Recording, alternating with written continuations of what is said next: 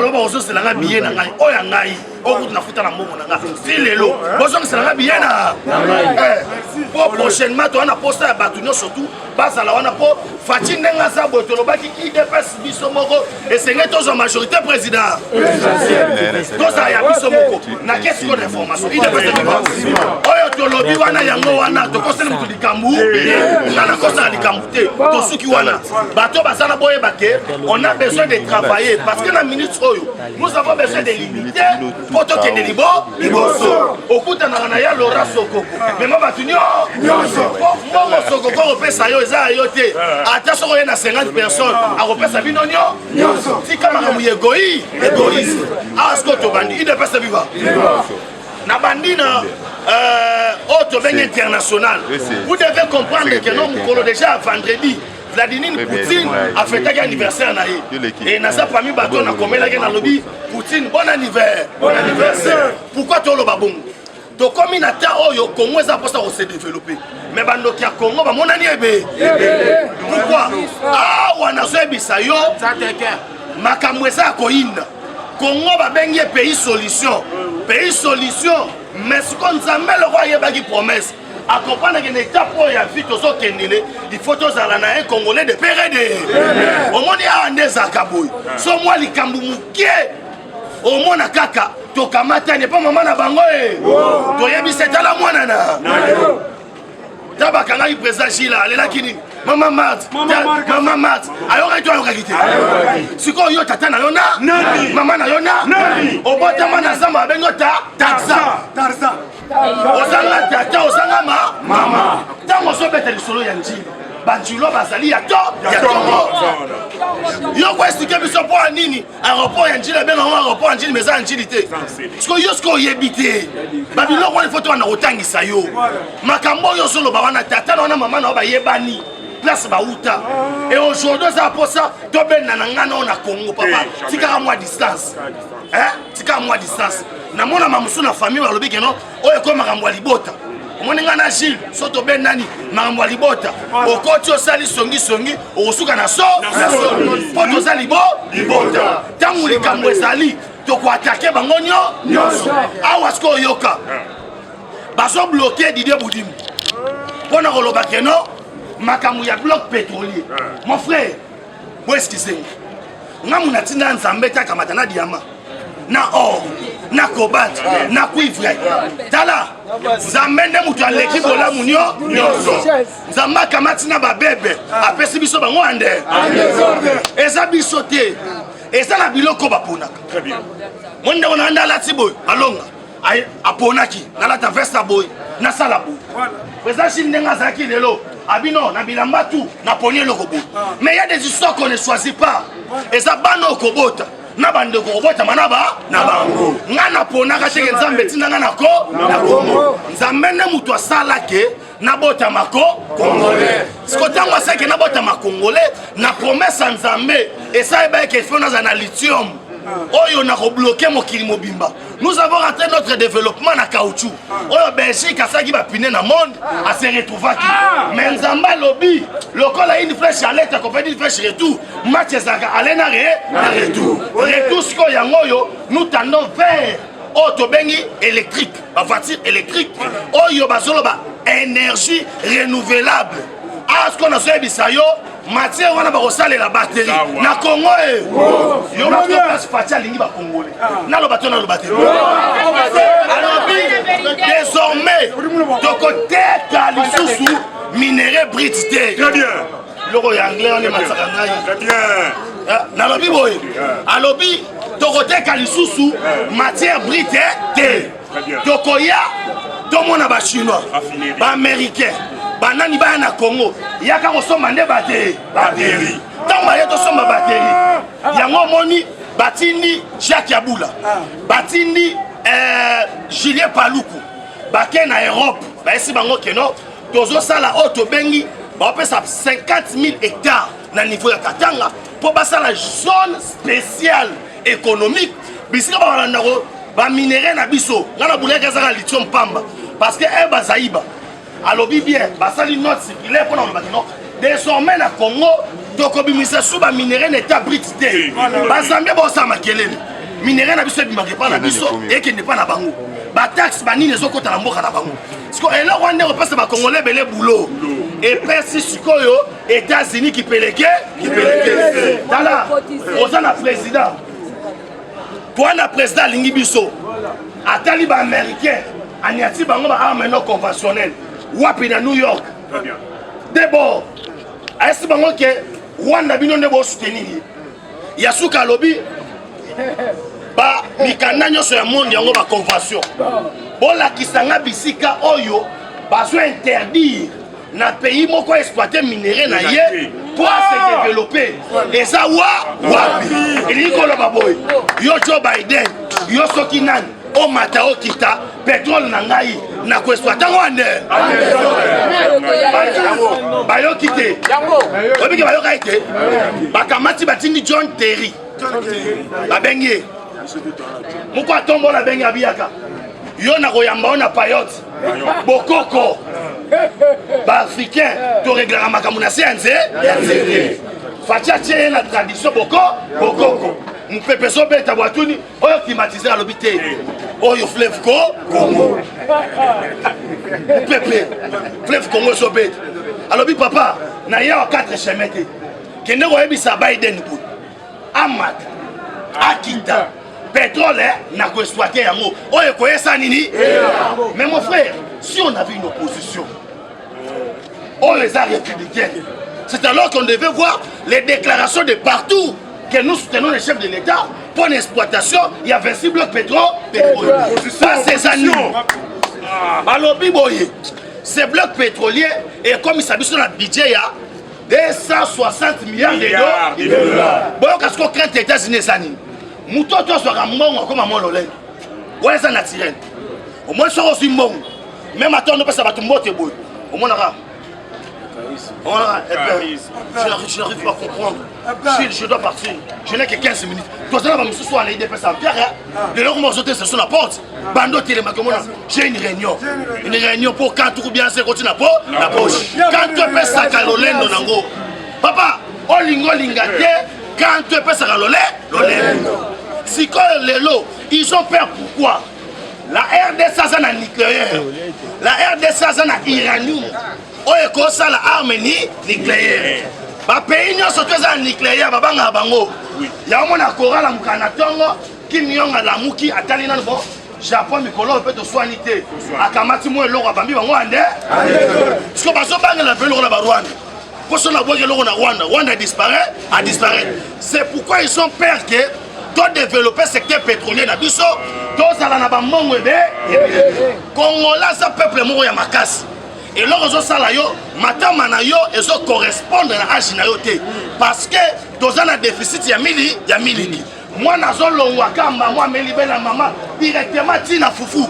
Parce que tu n'as pas de moi, je suis et tu n'as pas mis de moi, je suis non, moi, je suis un méchant. Nengo, ça a été matama, nous, on a fait un peu et ça, non. C'est comme mouton, on peut se laisser en fatigué. Pourquoi tu as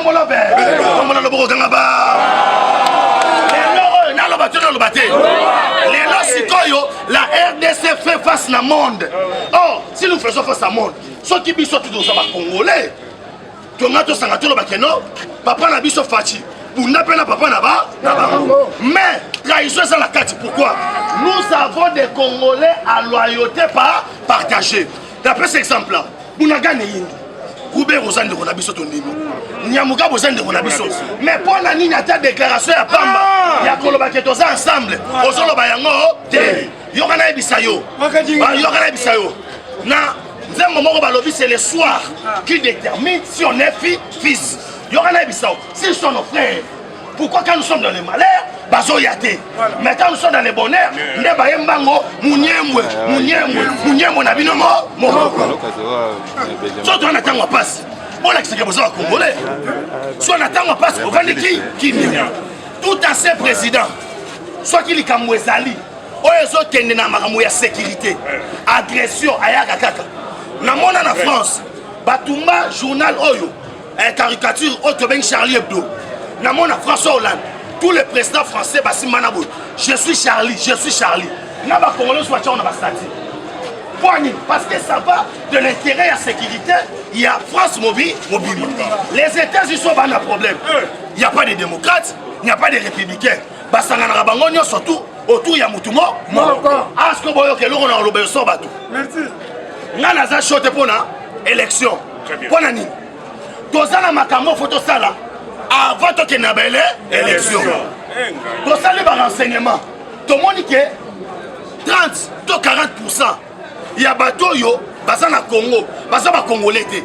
Ozo mema ngai na élection ya mbangu ya musalani nini facha so banga élection te ata lelo secrétaire général yona kisangani azaki na ba Congo azaki na bandu c'est pour vous dire que non l'IDP c'est un parti politique nous nous préparons pour les élections mutu loko la yeboy Gilles yebisa ngai candidat nini ya Bahati candidat nini ya PPRD o rebattre o ça va bien ça bolo barango ozo comprendre muta sali vidéo moko elekiti na TV5 Monde yo ko le TV5 Monde mukoloni yo pour le TV5 Monde il faut son maman ya mukolo adopter yo pour maman Maria saka boyi et pas ya Fayoul loko la maman Marie asa mwana njili ya mo fa dembela abi maloko la asa mwana ya maman Maria yo mukolo be ba adopter yo yo mukolo bwe ba adopter yo ba adopter bana mi yo mukolo bwe mwato adopter yo songa na mboka bino ya sene na bando chité pona kanga asko comprendre ni na ndenge toke na makambu to comme une étape oyo la République démocratique du Congo doit attaquer. Or la Russie to coopérer na bango lelo te tamo facha ke Russie senga ke lo moko alobi na sana posa ya ko élargir réseau ferroviaire na yo. Ça veut dire bah train. Pour Congo se développer ça les cambouis train. Chemin de fer autosan nango où est-ce qui senga. Banoko basara pona oyiba. Oye bandi komanda katanga et il est beau. Oh so comme il est beau au kutaba pylône zawana. Oye fallait chemin de fer et comme atiki Kinshasa. Et Sukawana. Sikoyo ano yana marche pas. Ba yana minéré, ba tchango na bateau, ba yana ngo a. On doit avoir maintenant des chemins de fer, il y a intérêt économique. Parce que, ils sont au Congo, donc ça a marché à production, na marché à consommation. Comment? Na komi na loja, na kuti kokoti. O ebim sarama yuana kokoti, ya kokoti ya boule wana. Na kuti yango 50 francs. Dieu met témoin na kuti yango 50 francs. Na yena Kinshasa, jumo na temi na fandi na moni kaka ote, bote kamumwana 2500. Na bide 50 francs. Babi papa yo za na mboko. Babi 2500 francs. Ça veut dire quoi? So bâti train, il y a Kolongwa Kinshasa. Si il est beau, bakamati, bapoussi yango, bakenango sankuru, bakoti nango boy. Et qu'on permettre que noix de coco wana, et roteka mana Congo na 100 francs. Yango ne ba bengaka développement économique, pouvoir d'achat. Ataba no futo 100 000 francs congolais. Au moins qu'avec 100 000 francs congolais, on va vivre quito. Parce que je suffis n'a besoin na yo. Or, pour ma kamwane salema, on doit avoir un président visionnaire. Yango moni facha fana kabino. Baris boya kosala. Baris sikoyo. Ba destin ki ba lobi ke non. Poto ba na ko monter biloko wana nyonso. Donc kosala yango kaka na Katanga. Parce que place oyo frère ezali na pete. Bomoni ere mo buta salaka. Akamati sineja cha na malu. Ya olamba mabende. Mabende eza wapi? Minéraux à la Katanga. Pas me reçu la train. Et yakati malu. On s'en va que ça perd. Oh, sera soit qui est là kwana. Achango sur place. Na Katanga et il y a produire plus parce que ma moyen de transport pour dépasser une salade.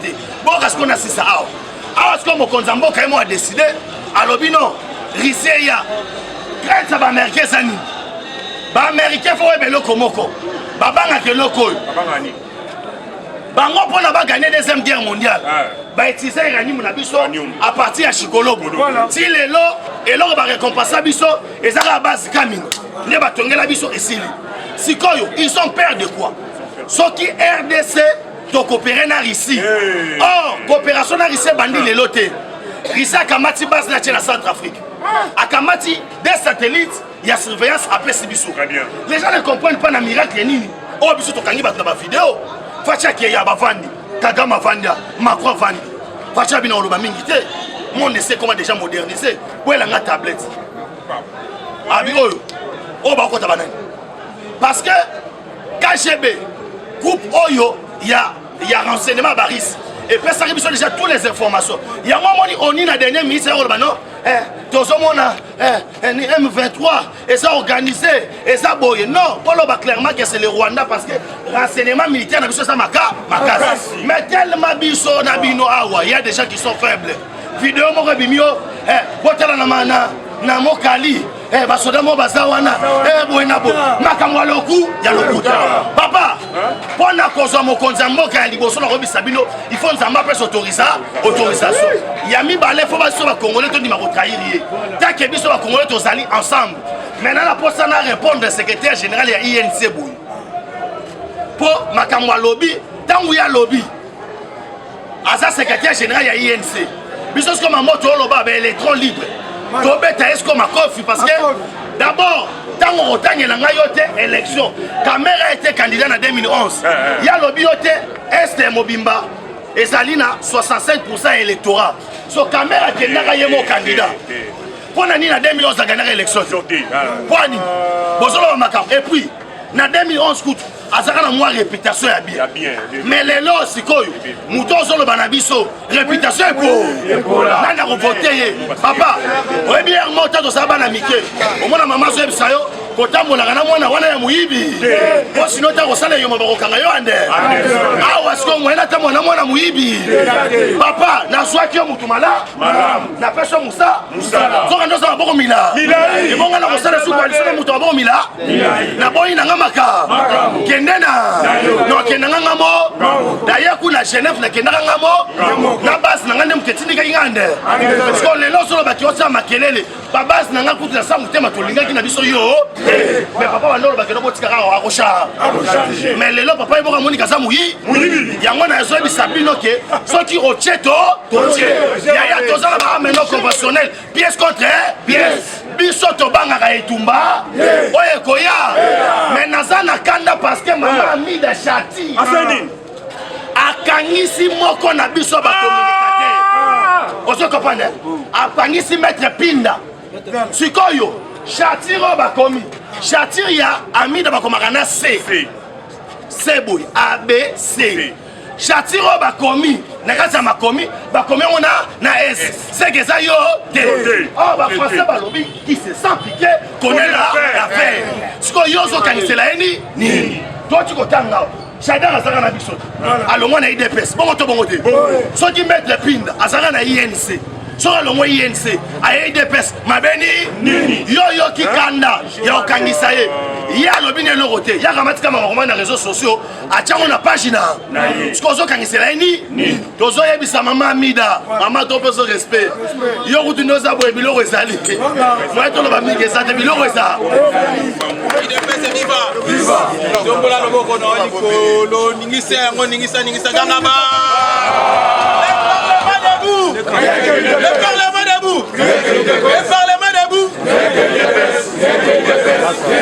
IDPS viva ah biso to fani so banda tumbola batu bango bandi ko tumbola biso alors biso fait doloba boye to lingaka te ba tumbola biso parce que biso to za ba ancien combattant boye te biso nde tozolakisa bino kobunda alors soki bandi kotumbola biso tokosotole mpona toza bamestre toza bamaestro ata tolakisi mwana bakata nyonso meza na kata moko tobomi IDPS viva kebana o lisusu kebana biso le président Félix Tshisekedi est le président de tous les Congolais boye te toyebi ko il est ressortissant de l'UDPS Nzambe apesi makoki apesi grâce il a été élu. Il a été voté d'abord et élu parce que Mamsou Bazalaka a voté mais Bazalaka élu. Lui a été suffisamment voté et élu président de la République. C'est la même gymnastique qu'Ozala Lissousou en 2023. Yango moni tozali kobongama pona baele. Mais koyebi si na mutu nyonso a se sentir que mort ya Fati Beton ezali kotuba ye banzube. Soko moni okoti na kati ya masuwa eko ezali na molimo ya Jonas na kati suka bakobaka ye na ma yango na tozali koyebisa na ba Jonas oyo bozali na kati ya union sacré tozali kotala bino na mais boyeba ke ntango tozokoma bisika moko pour sauver la navire, pour sauver la population congolaise, tokobonga bino na alors yo moko na minute oyo jonas bongo la bute sokoza muyibi tikaki moyi idepese viva ntango bazali kotambolaka na baeste kuna biso moto otambusa bango ntango bazali kobela bango miyibi biso moto obela bango alors tozoyebisa yo kebana soki omeki na tata na biso tokotya maboko idepese viva nga naza surpris ya komona ke Guterres ndenge abetaki tolo na Bunagana ndenge abetaki tolo na ba M23 il fallaki alakisa réellement que ye azali le secrétaire général des Nations Unies apesa solution parce que musolo ya Nations Unies ezalaka mpona kopesa solution na basituation nyonso oyo ekutamaka na kati ya mokili na kati mpe ya bapays. Et là, sur le plan social, sur le plan sécuritaire, sur le plan sanitaire, bango musana bango kopé sa solution. Mais le kola na o etali likambu ya Congo, bango bakoki kopé sa solution te, biso tolobaki biso moko to lukaso solution. Boete. Alors na ko lukaka solution wana. Nde tozali kokota tokosi na gauche, tokosi na gauche, tokosi na mais kokota na biso na gauche na kokota na droite et belisi batu pulu bomba. Et belisi batu pulu. Yango bomoni ba agitation ekomi na bandeko na biso ya États-Unis d'Amérique. Nous gardons toujours de bonnes relations diplomatiques. Très bien. Mais nous avons une intégrité territoriale. Ezali makambu ya ba Congolais bango.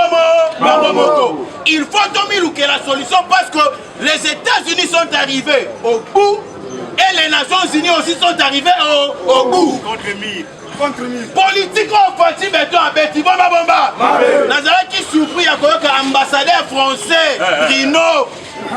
Vous savez, après, tu sais qu'il y a un brûlot na biso. Tu sais qu'il y a un brûlot na biso. Mais brûlot, il y a un tu sais qu'il y a un brûlot ma fou. Brûlot, tu vas. Il y a un brûlot na bango, mais pas qui s'abisso. Mais brûlot na bango, ambassadeur, na délégation na bango, il y a défense française, qui na bango, kokuta na ministre na biso ya défense. Bah, il y a ici na ministre de la défense, boy. Boba ngate, d'ailleurs, boy, ben, que la RDC n'est plus sous embargo. Et la RDC peut acheter tous les armes qu'elle voudra.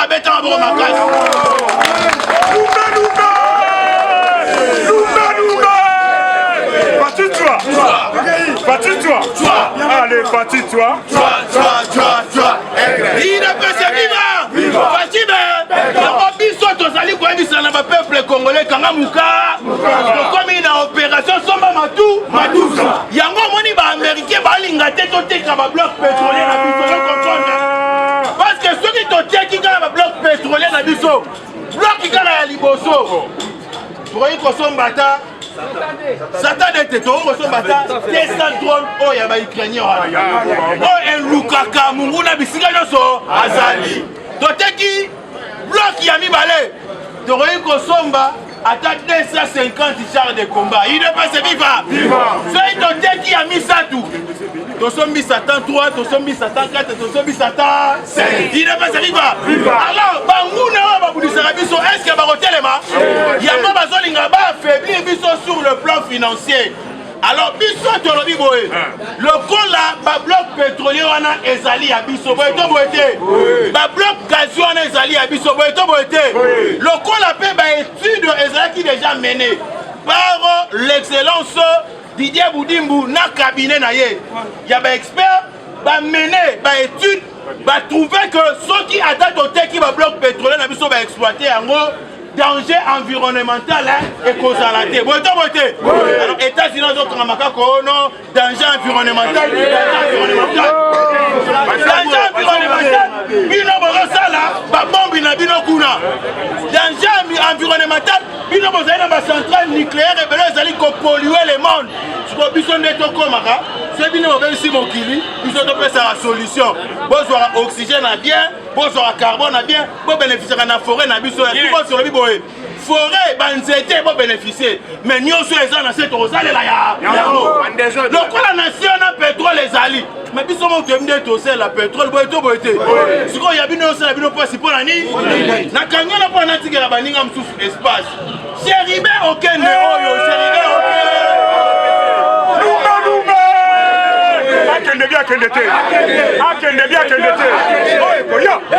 Chéribe okende osanini parce que bandaye aya na ministère ya transport a créé des autres et l'autre zo beta masolo ya permis de conduire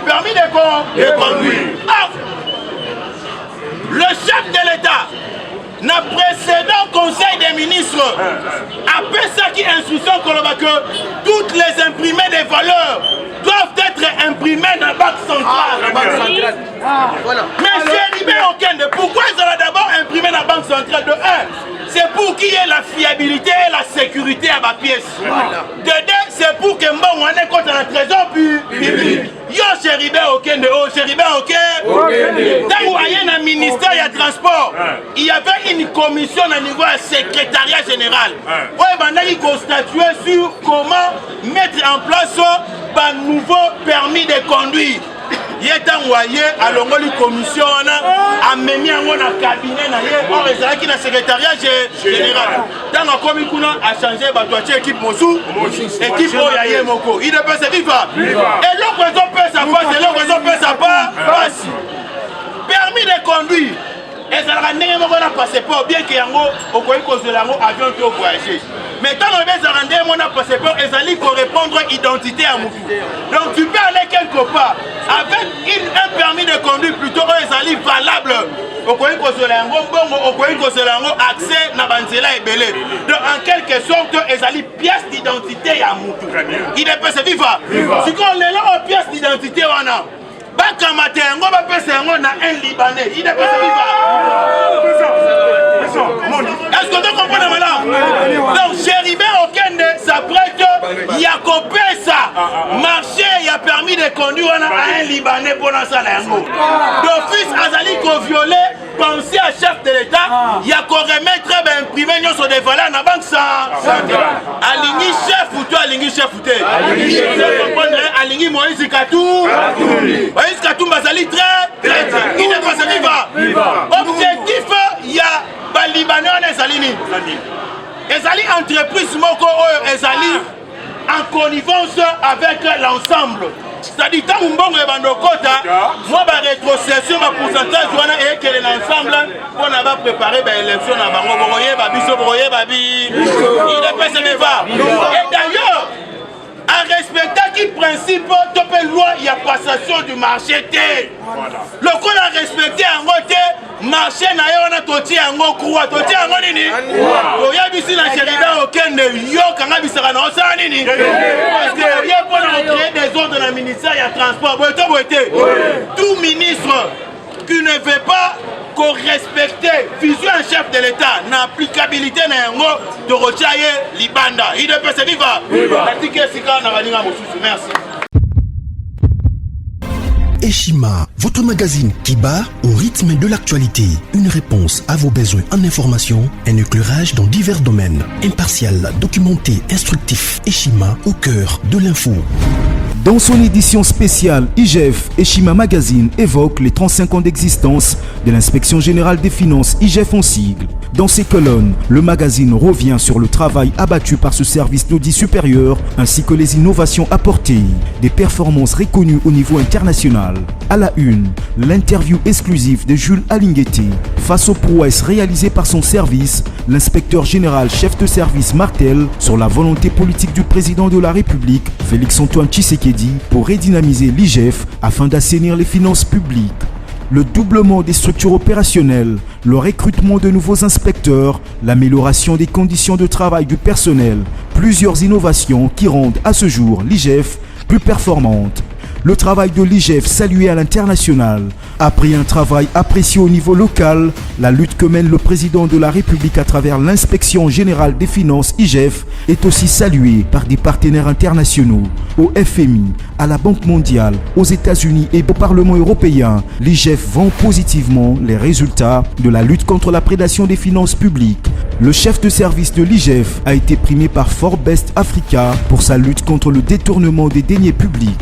Autre titre à découvrir, la DGI rappelle l'échéance du 30 septembre 2022 concernant l'IBP, exercice fiscal 2023, revenu 2022.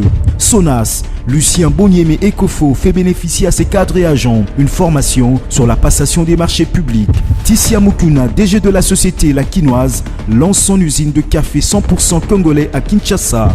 Découvrez également des entretiens exclusifs des acteurs de la société civile sur la lutte contre la corruption, le professeur Florimond Mouteba de l'ODEP, Akitenge, analyste économique, ainsi que maître Georges Kapiamba de la Cage. Eshima Magazine, un nouveau standard d'information.